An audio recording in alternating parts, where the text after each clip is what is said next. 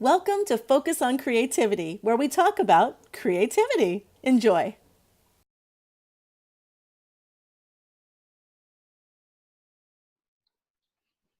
Hi, I'm Charr Crail, and I'm a photographer, an artist, and a muse, and this is Focus on Creativity. Today, we have with us, I'm very excited about this, we have Moneeka Sawyer, and she's a best-selling author. She's written a book called Choose Bliss. It's wonderful, and she's also a speaker, and she does many other very creative things, which we're going to find out about today. So hello, Moneeka. Hi.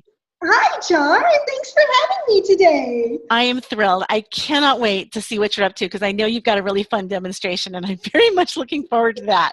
But as you know, this is Focus on Creativity. So we're talking about the creative thought process and what we're up to in the world. And it isn't always what we do for a living. It can be. You're welcome to talk about anything.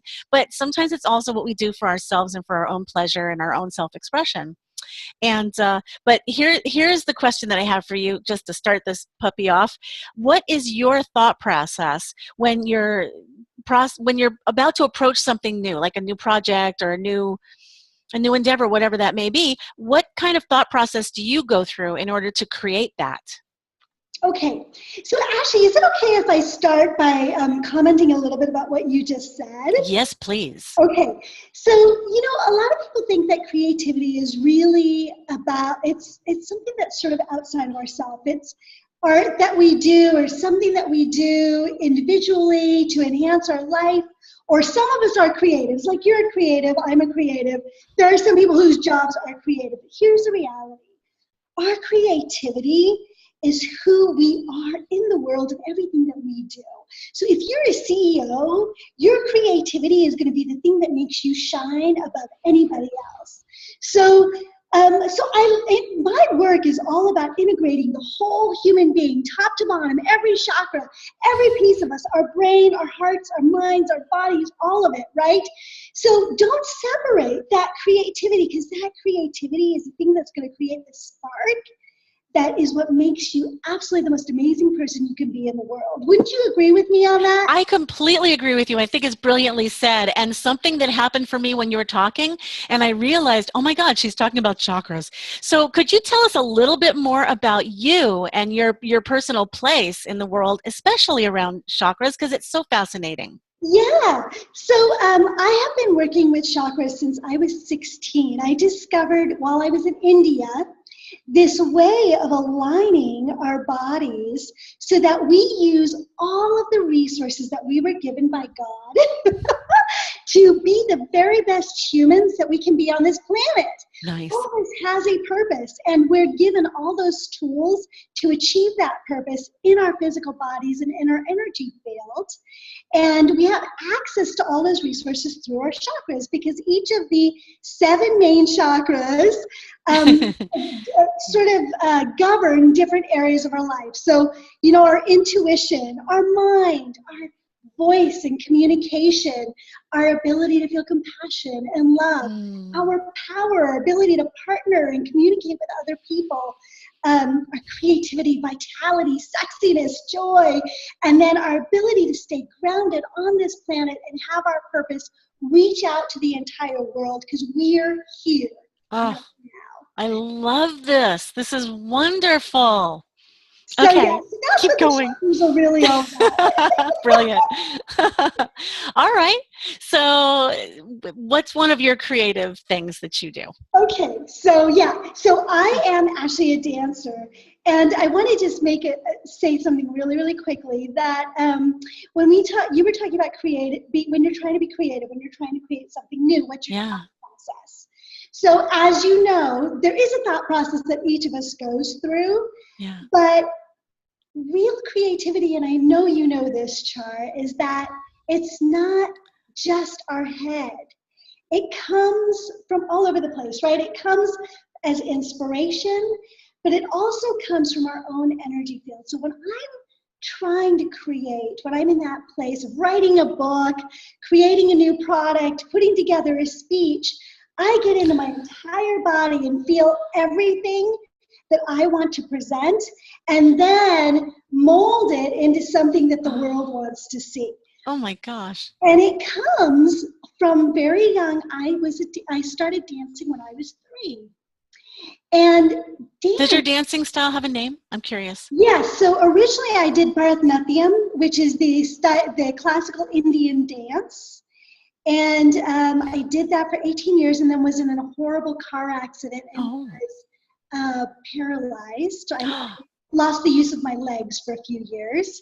And so now I can't do it anymore, but I feel like I'm not even human without dance. Yeah. And so I found a new style that I can do given the current situation with my body.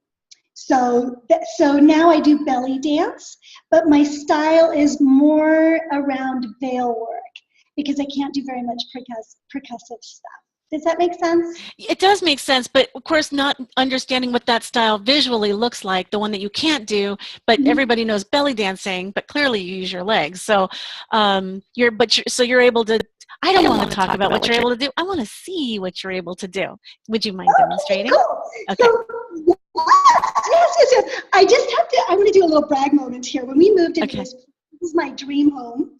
And one of the very first things my husband did for me, we had been married for 15 years when we moved here, and he built me a dance studio. Is this your dance studio where we're at? My dance studio. Oh, that's awesome. Here, it's just an open room. He built me some nice. Oh, wow. We got the mirror, things, closet thing, what do you say, doors. Yeah. So that I could every morning walk into this sanctuary and create myself every day. Wow. Oh, it's wonderful. Yeah. So, do you mind if I put on some music? Oh, please do. Yes, of course. I'll do a little demonstration. Yay. I should have this all ready to go. There's a song that I just did a choreography for a wedding. And this song is in Urdu, Indian, and I speak Hindi. And Urdu is very similar, but it's not exactly the same. And it's more poetic. And it's not coming up. I should have pulled this up. Oh well, I can't pull it up. We don't mind. Are you able? You think you're able to get it, or it's just taking a minute? Don't worry about taking a minute. It's okay. Just keep talking and just come up with it. Urdu is so poetic. This particular song always makes me cry when I listen to it because it's just so beautiful.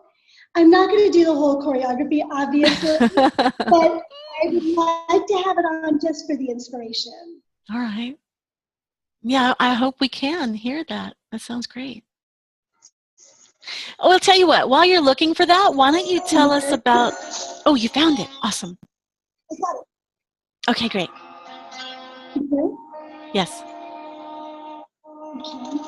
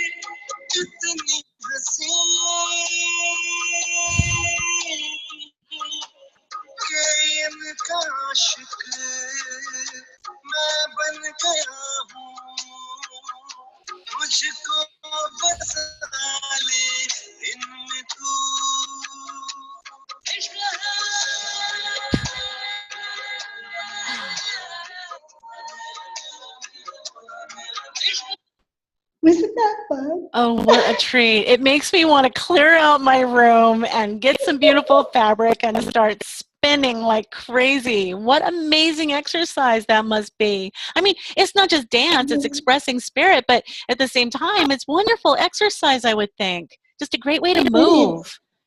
It is.